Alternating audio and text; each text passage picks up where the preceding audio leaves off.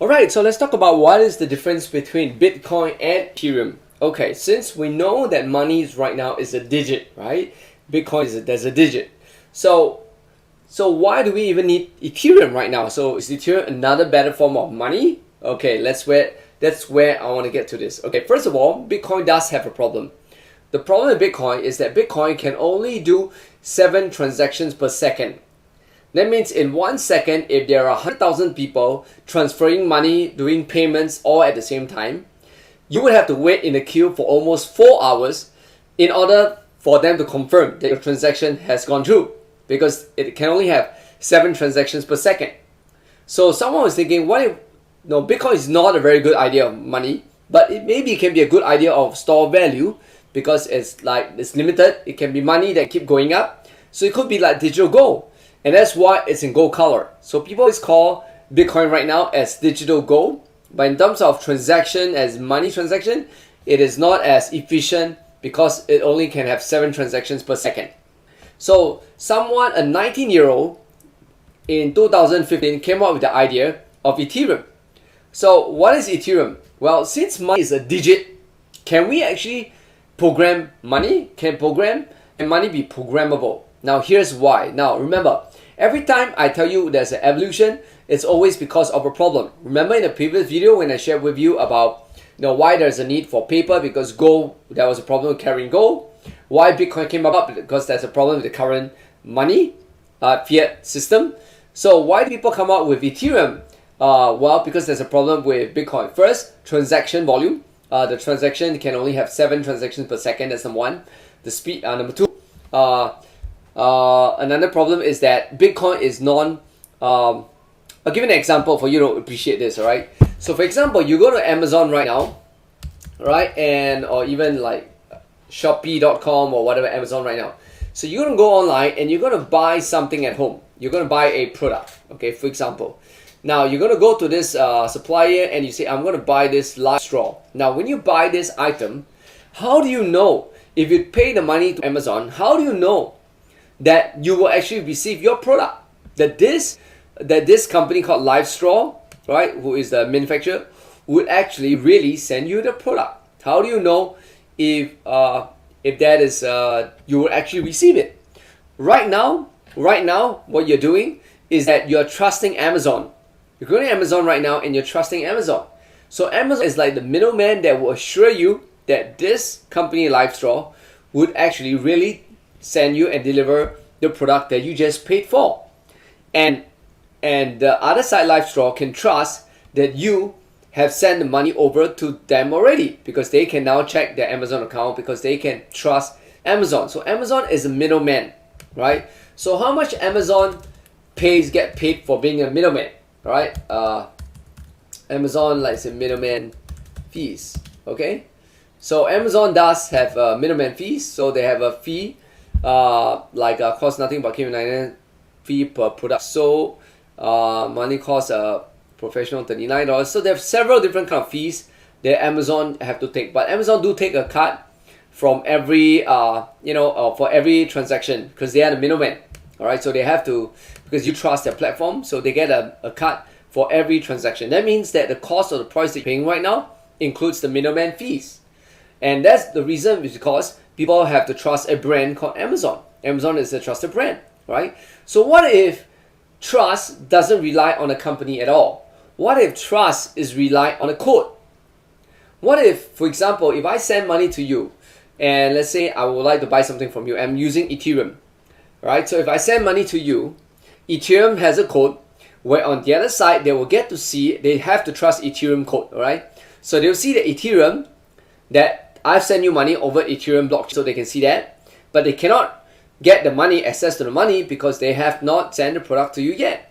So when they send the product to you, you have to sign a way to verify on the blockchain that you have received the product already.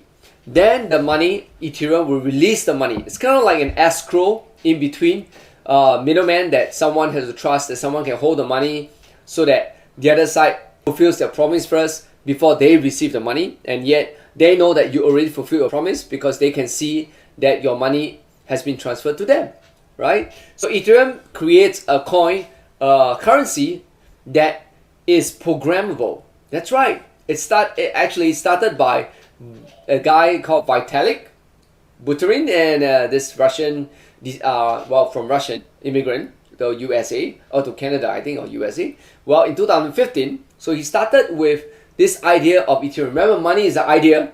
So if people could accept Bitcoin as an idea, isn't Ethereum a better idea of money if money can be programmable? And so there was a problem with also programmable. So he also thought of this bigger picture problem, because for every transaction, the contract is different, right? Because that's why we call it smart contract. The contract is different. So for buying a house, the contract is different for buying a house and buying commercial properties, and even renting, the contract is different. So he came up with this idea, why don't we make Ethereum programmable, in which people can buy Ethereum and they can program Ethereum for whatever contract they want to use for. So they can use for. So basically with smart contracts, right, you don't need a middleman anymore, right? You don't need escrow, you don't need to trust a lawyer, and lawyer has actually taken a lot of money from people and run away with the money because they became the low holding, the lawyer that hold the money for you and escrow. But right now you don't need escrow anymore. Basically you trust a contract, a smart contract. So the money comes with a contract. So because of that, right, Ethereum actually created alliance which are formed by a huge number of companies like BP, banks, Credit Suisse, Intel, JP Morgan, all the tech companies and banks, right? BNY Mellon, Citibank. So all this form the Ethereum alliance. So basically they want to improve Ethereum in such a way that it becomes programmable for whatever contract, financial contract, technology contract, industry contract, and the accounts have to come in. Ernst & Young will come in, PwC will come in, because then they can study the accounts to make sure that it's being accounted for and what is the best contract created for different industry. Alright, so if you want to create a contract, you have to use Ethereum, and because of that, everyone can buy Ethereum and create their own contract. Alright, their own contract. So it can be an Amazon contract, will be different from a contract on Shopee, right? Maybe because the middleman fees are different for different platforms, right? So each of them can create their own tokens. So now everyone can create their own currency, right? And you can create even your currency with your own. You can even create your own currency from Ethereum, and you put a different contract, right? Your contract can be, alright, so it's a contract between you and only you and your family members can fulfill. So if you're going to transfer a property to your brother, alright, and the property contracts include something that's in addition to the normal contract of, let's say, of a normal property transaction, let's say you added something else like, oh, your kid will get a certain percentage or something like that, right? And you have that contract, so only when you pass on, then the contract will be fulfilled, all right, and then the money will be released according to the percentages, right? So a lot of people, because of that, has created many Ethereum contracts. There are 379,000 kind of different contracts created from Ethereum, right? So the number of cryptocurrencies worldwide right now, other than Bitcoin, Ethereum, is 4,500. Yes, there are 4,500 different kinds of cryptocurrencies right now. Okay, and in fact, most of the people who create their own coin, 35% end up are dead already. Okay, that means they no longer exist. Those coins have no value at all anymore. All right, and right now it's about 2,000 coins are dead. Okay, since they started in 2017 or 16, around there. All right, so since then 2,000 over coin is dead. All right, that makes up about over 35% of the number of coins. So make sure if you invest in cryptocurrencies, do make sure you don't end up buying a dead coin. Now, for now, we know for sure that Bitcoin will not be a dead coin, and Ethereum would not be a dead coin as well. Because everything there's a risk, but seeing that we have backup from all these companies makes us feel safer about Ethereum and Bitcoin. I'm not so sure about the other currencies.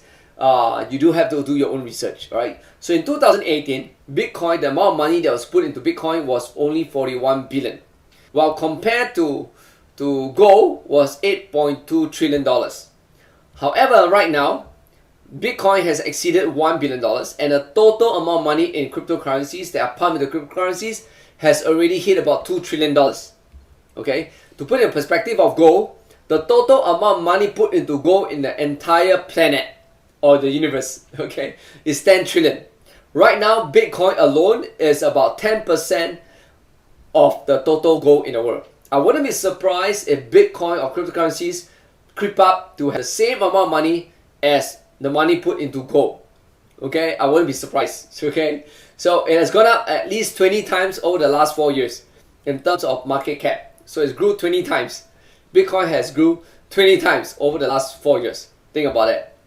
So right now you can see the market cap for the amount of money that's pumped into the whole entire cryptocurrencies is creeping up and has actually hit 2 trillion. Right? So as you can see that this is the percentage of amount of money in cryptocurrencies. Percentage in 57% are in Bitcoin, 12% are in Ethereum, 2% are in Ripple, and so forth and so forth and so forth. Okay, so there are many different coins. Now, to know which coin would be a good coin to you to buy and hold against inflation, you have to do your own research. Now, this is just a basic introductory. So the closest I can help you get to is Bitcoin and Ethereum. And that is a lot for you to take in today. Alright, so congratulate yourself for doing that. So much so that Bitcoin is becoming official, that even Switzerland's canton of Zug, which is home to hedge funds and crypto firms, are now allowing citizens to pay taxes in Bitcoin and as well as Ethereum. Right? So right now you can pay in Ethereum, alright, and tax settlement means cryptocurrencies will be available to both companies and private individuals up to an amount of $100,000. Okay, so now in Switzerland you can do that already, and that's why Bank of New York, the oldest bank, is into this. Even DBS, Singapore's one of Asia's strongest bank, most successful bank in Asia is DBS from Singapore.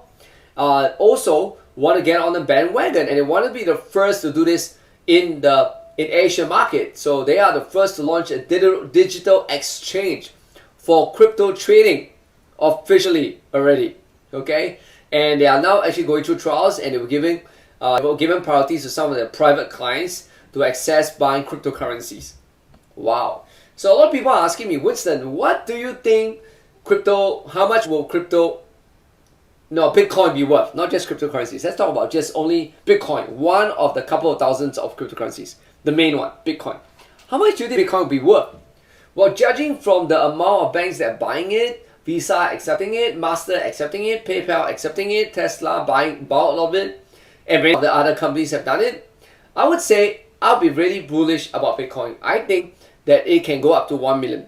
I do believe that it is 100% possible. Well, you can do your own research, go online, Google and read about it and do your own research. Now, I'm not a financial advisor, so please do your own research. But this is just my take. I do believe that it's worth keeping some money in Bitcoin. As you know, right now, you can get Bitcoin for $10, $100, and $50, right? You don't have to buy one exact Bitcoin. Alright, so in the next module, I'm going to end with sharing you guys a little bit about cryptocurrency scam and how do you prevent yourself if you say that you feel like investing in these other coins. How do you identify if these other cryptocurrencies other than Bitcoin or Ethereum are legit or they are scams? So let's go into that in the next video.